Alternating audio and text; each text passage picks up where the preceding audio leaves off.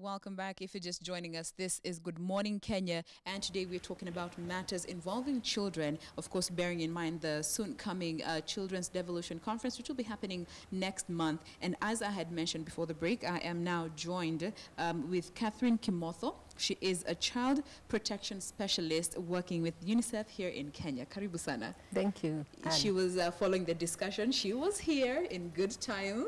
Let no one judge. Yes.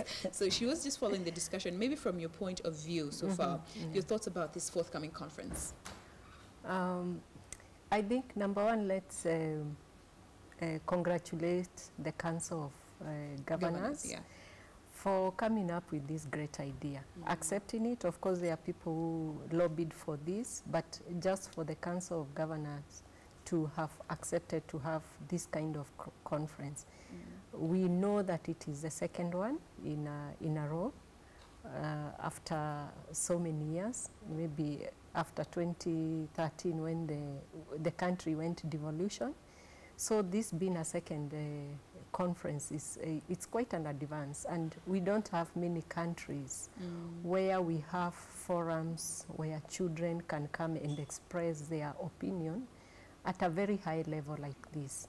And we know that this particular conference is focusing on the big four, what the government has put forth as the focus. Yes. And so the devolution will be looking at what is the opinion of children about the big four, about infrastructure, about manufacturing, about universal health, and about agriculture. What is the role of children? And we know for a matter of fact that the population of Kenya is 51% children.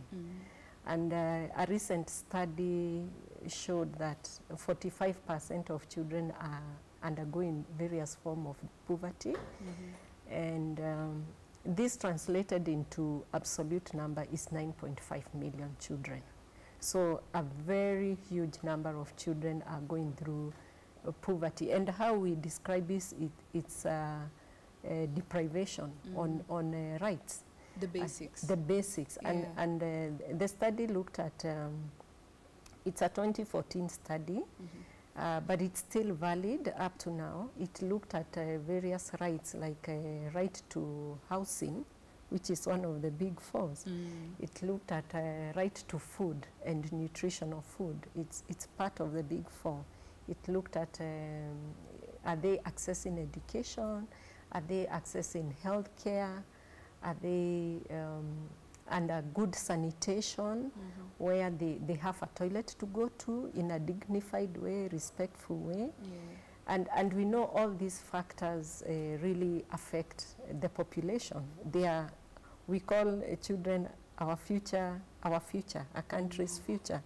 But we know slowly we are saying the children are here with us today at 51%. So thinking about it, it's such a great opportunity that we are going to have the children coming together. And remember, they are representing others through a very participatory process, as they mentioned, that they are already having meetings at the county level. It's not the first time, it's not the first year they are having meetings. Children have been having several forums. We have the children's government, we have the children's parliament, we have the county government of children, actually, in all the counties. Some, of course, are very active, some are not active. So these children who are coming have been involved in various processes, and so they will be able to articulate, and I like what Mheshimiwa said, that last year they met and they picked up some of the issues that are being implemented. So the question will be for the governors as we get to the conference, the devolution conference in March, what are the messages that the children will have brought forth? So this is a precursor building to the devolution conference. Yes. And so we are happy that it is a second one, and of course it will be facilitated by people who are qualified to facilitate child interactions, and they are there. There are very many trained, especially in government and also in the civil society organization. Okay. So just wanted to say it will, as much as possible, focus on the big four and try to get the opinion of children and what they think and how they feel it, what is real for them. From the child. From the child. When you talk about housing, yes. what does it mean for them? If, yes. for example, you look at the informal sector, the, housing is a problem. It's about their safety. We know children are getting sexually abused in those informal settlements. And even in the rich places, they are getting abused as they move from home to school. Yes. So how do we make those housing setup safe for them? Or how do we access them food, like in Northeastern, where there's continuous moments or seasons of drought. Now, Eunice, just from what Catherine is saying, the figures, 51% of our population is made up of children. And out of that, 9 million children have been deprived in one way or the other, something that they cannot help. What's your immediate reaction to that? It's a wake-up call, so to speak. The fact that children form more than half the population of Kenya demands that a lot of attention be done to issues that affect them and make them deprived, excluded, and vulnerable. And so my reaction to that would be, what are we doing as a government? It's an excellent gesture by the county government to include children in discussions, to put their, to have them on the table for discussions and decisions. But over and above that, we will, as a country, we may want to deliberately plan around preventing and responding to issues affecting children, because those are alarming figures. Much has been done, but from where I stand, I feel more still needs to be done, especially in the aspect of budgeting for children. We may have every mechanism and planned and everything, but we know it stops at is there money to implement this whatever we've come up with. In terms of, we know the government has expressed a lot of goodwill in implementing the Sustainable Development Goals. I would like to applaud the government for including them in the midterm plan and all these plans. But I would like to call upon the government to be able to demonstrate sufficient commitment in terms of budgeting for children. Okay. Now, Dr. Ari, this forum is for children, but children interact with teachers and their parents for the better part of the day. Now, you find situations where children are not able to express themselves to their parents because parents are not understanding how to deal with children. In your own opinion, do you think there should be such conferences for parents, especially to teach them on how to talk to their children, how to handle them when they're acting up, or even just life lessons as they grow up, and forums? Thank you, Jane. I think that is very important. But looking at the way parenting is happening today, I am not shy to say that many parents actually have relegated the parenting responsibility to teachers and any other person that might be interested in it. Many of the parents opt to just provide material stuff to the children, and then the thing that matters most, the emotional connection with the child, is ignored. The disciplining of the child is ignored. And later on, they begin to wonder. And it's just shocking looking at, how some parents, even when they are called to schools to deal with issues of indiscipline of their children, they have no idea. They wonder, why are you calling? Why don't you just deal with it and leave me alone? And so I think we need to have bigger, deeper engagement with the parents. The issue of parenting is a critical one for us as a country, because looking at the way, the direction our youths, our young people have taken, many of them now don't even want to work. They want money. They want to, quick money for that. Quick money. Somebody leaves college now and wants to earn the salary of the CEO. Fine, if they have skills and they can do the job, but you grow through the system, then you grow to something bigger and bigger.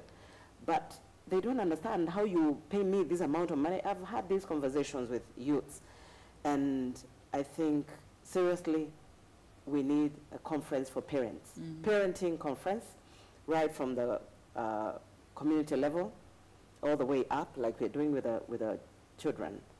And that way, then, we can be able to support the parents, impart some of the skills for parenting, basic skills.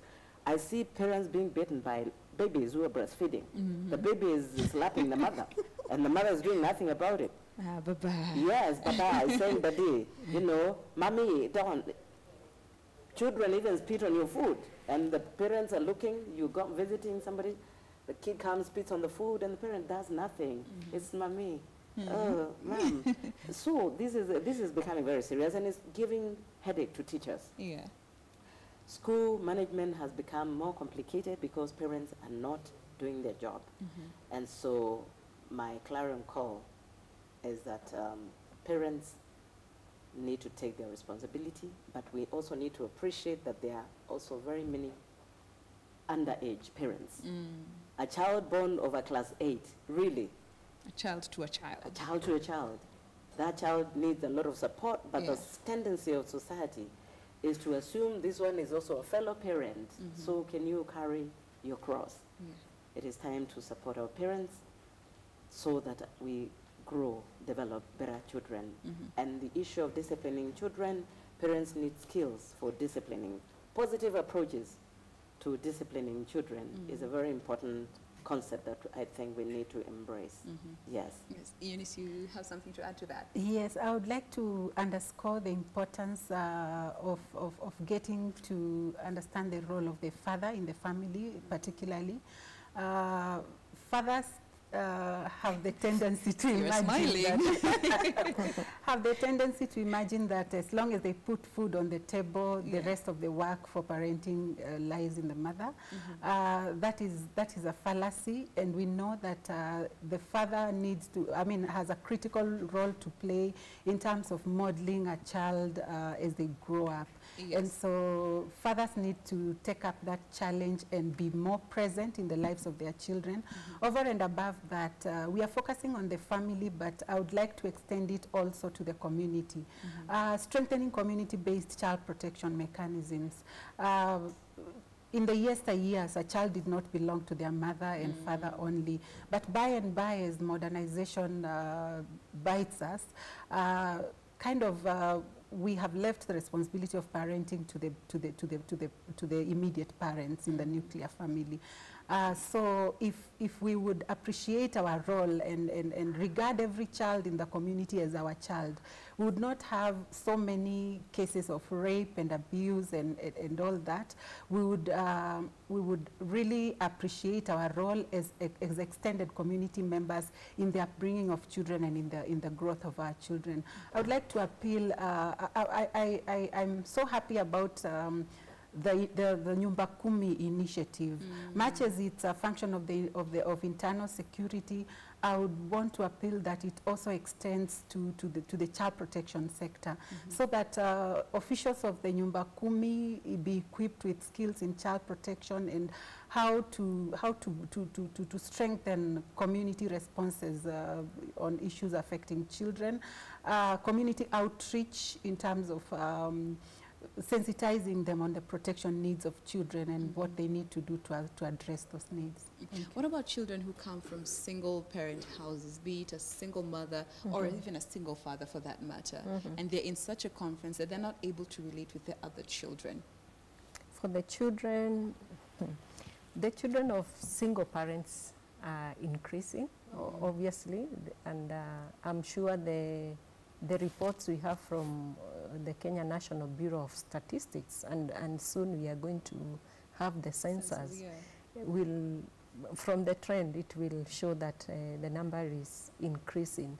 And the important thing is, just like Eunice has said, is to expand the role, not to be individuals. And where we don't have the two parents, then the parent is also responsible for having a mother figure where there is no mother, or appointing or looking for a father figure for the child. either through the brothers, meaning the uncles or neighbors, a friend. And we've seen that working in quite a number of setups. But also, again, we know that teachers are under so much pressure and of work and performance. They have to bring the A's. But again, the important thing is for every parent to understand the situation of the child. But we also are aware that we have the guidance and counseling clubs in all the school or most of the schools. And these are some of the things that they should find out, emphasizing more on peer-to-peer support, child rights clubs in schools which are happening, and just having the forum to express themselves. Okay. We applaud some schools, for instance, and also religious agencies like churches, the mosque and all there, where children have the space to speak and to express themselves. Okay. And for these children, I think it's support from others. And I know and I've heard about a number of children from single households where they help one another out. They reach out because it's no longer unusual. You know, before it used to be maybe in a class there's only one child, but nowadays it's a common thing, and they are able to reach out to others. But they should be able to speak, and that is why it's important to give children space to express themselves. If not at home, we have in school and in the community generally. All right, just briefly, as we are running short of time. Policy issues. Like in Embu County, what we did, we included parenting training in our child protection policy, and I think that can also be useful. At the same time, as much as I said teachers are overburdened, it is also important for teachers to recognize themselves as like surrogate parents because they consume a huge space of the children. Throughout the day, they are with the children, and I think they can play a very big role in supporting children to become better children. Yes. Eunice? Yes. I have to mention the aspect of technology and children. Parents have handed over the responsibility of parenting, so to speak, to the phone. You'll find, you'll find children very busy on their phones, and children's questions have reduced because they can get the answers online. So we want to ask ourselves, what answers are they getting online? You know, if they want to find out where did I come from, how is a child born, Google. Google. Everything is Google. And there's a risk right there. And we know that there are so many risks to child protection associated with the internet. Needless to say, the emerging child protection issues such as cyberbullying, trafficking through the internet and all that. So parents need to wise up and not just leave the phones to their children to parent them. They need to know what is their child looking at. When they are so busy for 3 hours just bending on the phone like this. Very quiet. Very quiet and you know, like they are not disturbing them anymore. You should be very worried when they are just on their phone and they don't need to talk to you anymore. All right. I completely agree with you. You know, I always like to say technology is a double-edged sword. Yes. It's helpful, but it's also destructive on the other side. Well, that is all the time that we had for today's discussion. Remember, we were talking about matters involving children. Of course, bearing in mind the forthcoming Devolution Conference for Children that will be happening next month, that is between the 18th and the 20th of February here in Nairobi at Nairobi Primary. And helping me with this discussion, I have been speaking with Dr. Jain Wamboi. She is the County Executive Committee member in charge of gender, children, culture, and social activities in Embu County. She also doubles as the chairperson of the Education and Gender Caucus nationally. I also have at the center Catherine Kimotho. She is a child protection specialist specialist working with UNICEF Kenya. And to my extreme left, I have Eunice Kilundo, who is a child protection advisor working with Child Fund internationally here in Kenya. And previously, we had Waichinga, who is Associate Director for Protection and Education working with World Vision Kenya. Thank you very much, ladies, for making time to be with us this morning. Thank you. All right, so that puts a cap on this discussion, but we want to quickly go over to Doreen, who is on Uhuru Highway to